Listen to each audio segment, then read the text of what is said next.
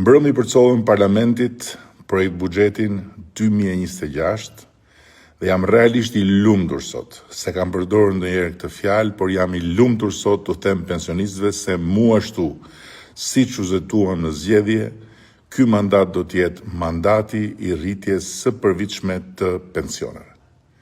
Siç e kam thënë gjithnjë, kjo është pjesa më e vështirë e politikës financiare të një vendi, pensionet. Por, më në fund, pikërisht sepse nuk jemi më ai vendi që mezi mbajnë këmbë, po jemi një vend me një ekonomi të qëndrueshme që rritet çdo vit, mund ta bëjmë atë për cilën zëtuam. Të arrijmë vit pas viti, të rrisim pensionet sipas objektivave të shpallura për secilën kategori. Kështu, pensionistët tanë, përveç se do të marrin këtë dhjetor, bonusin e fundvitit, duke filluar nga janari, do të kenë një rritje tani më të shtrirë muaj për muaj, përmbi indeksimin e përvitshëm natyrisht. Konkretisht, sipas kategorive, në fund të mandatit duhet të arrijmë që pensioni mesatar të rritet si më poshtë. Pensioni urban me vitet plota pune të shkojë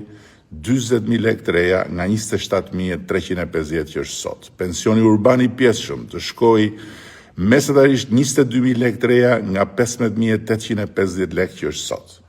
Pensioni rural të shkojë 18.000 lekë të reja nga 11.500 që është sot. Pensioni familjar të shkojë 18.000 lekë të reja nga 11.400 që është sot. Dhe pensioni i invaliditetit të shkojë 30.000 lekë të reja nga 20.000 që është sot. Prandaj, nga janari vitit 2026, pensionet do të rriten çdo muaj si vijon. E përsëris për te indeksimit vjetor që do të jetë një tjetër gjë. Pensioni urban në vitet plota pune do të rritet 1.800 lekë. Pensioni urban i pjesshëm do të rritet 800 lekë. Pensioni rural do të rritet 1.000 lekë. Pensioni familjar do të rritet 700 lekë. Pensioni i invaliditetit do të rritet 600 lekë.